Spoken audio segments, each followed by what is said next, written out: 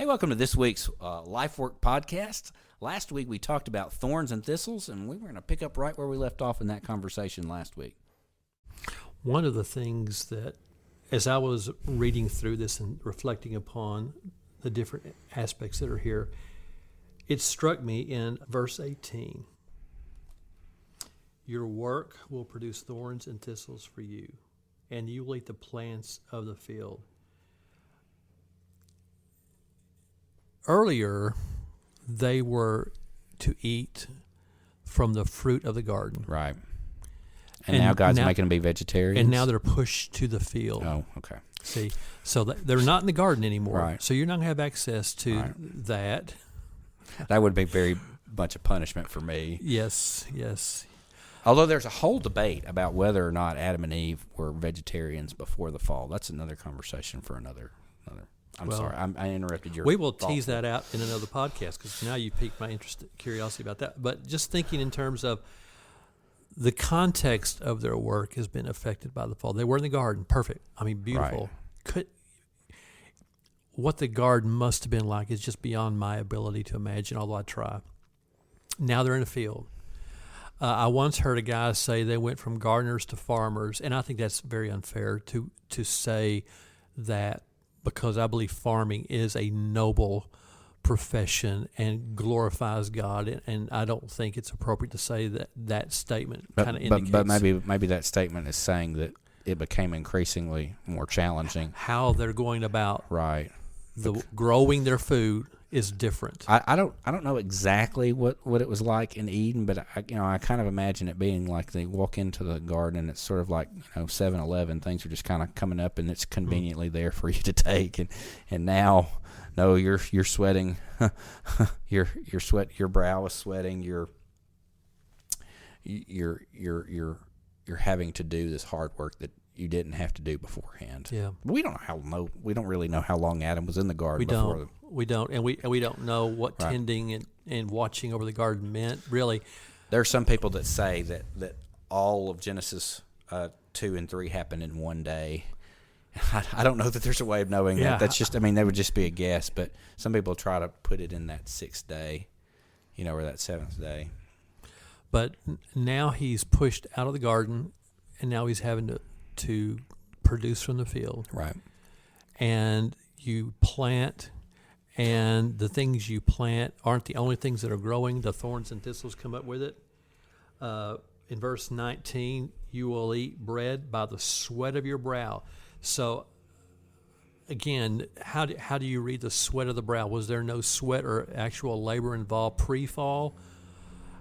Probably was, but the indication by the sweat of your brow seems to suggest that a different level of effort, a different kind of intensity, a different kind of investment of life energy could be occurring here that was different pre-fall as opposed to post-fall.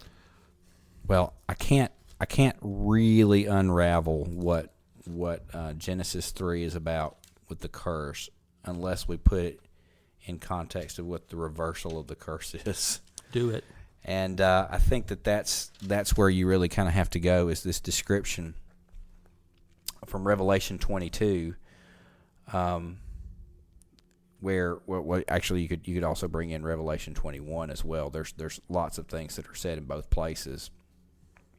But Revelation 22 says that the tree of life was on each side of the river, bearing 12 kinds of fruit, producing its fruit every month. The leaves of the tree are for the healing of the nations, and there will no longer be any curse.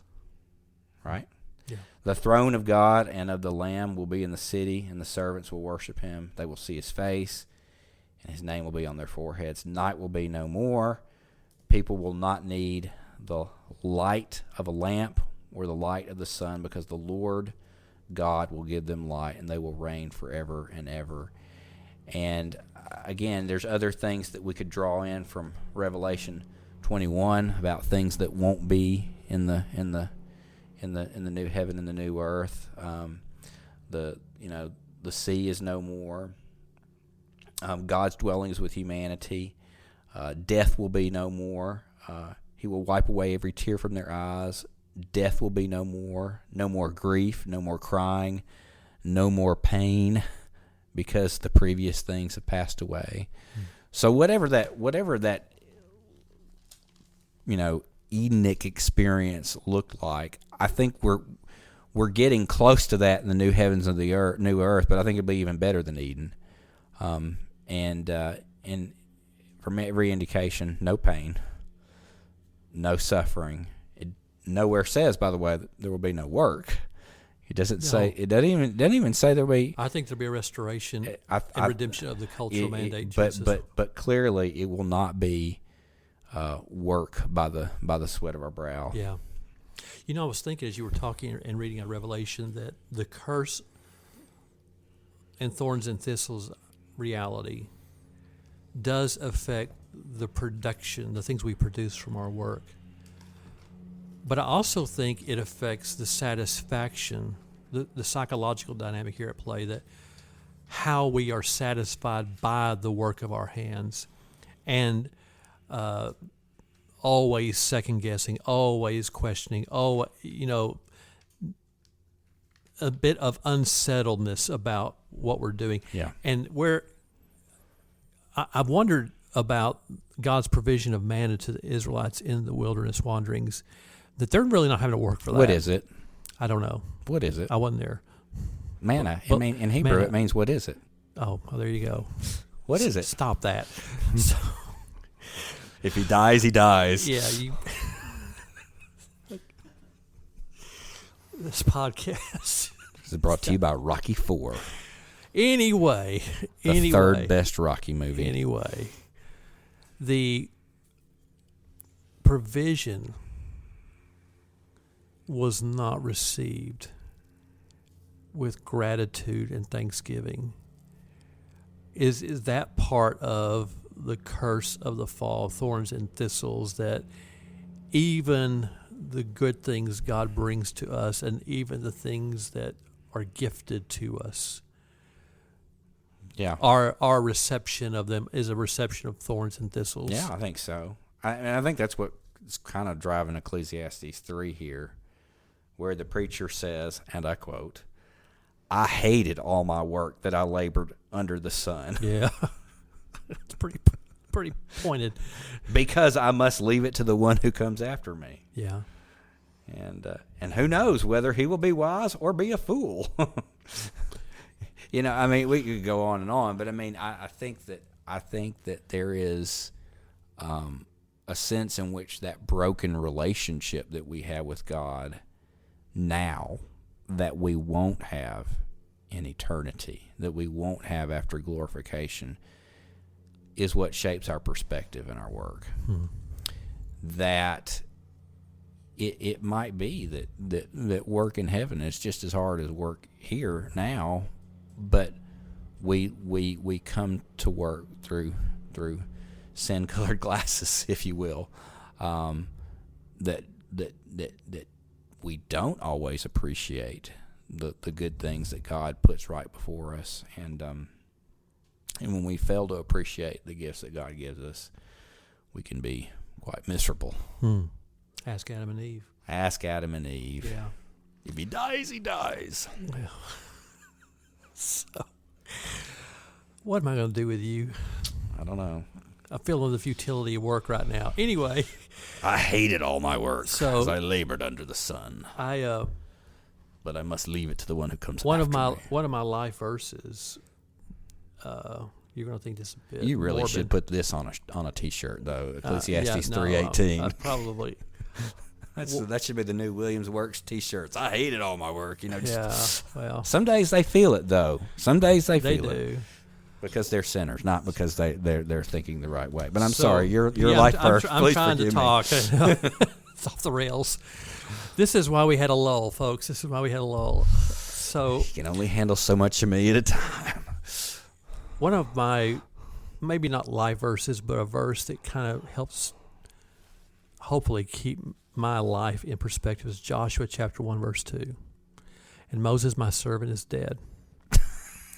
And the reason I think about Stan, my servant, is dead. Well, we're here for a while. Sure.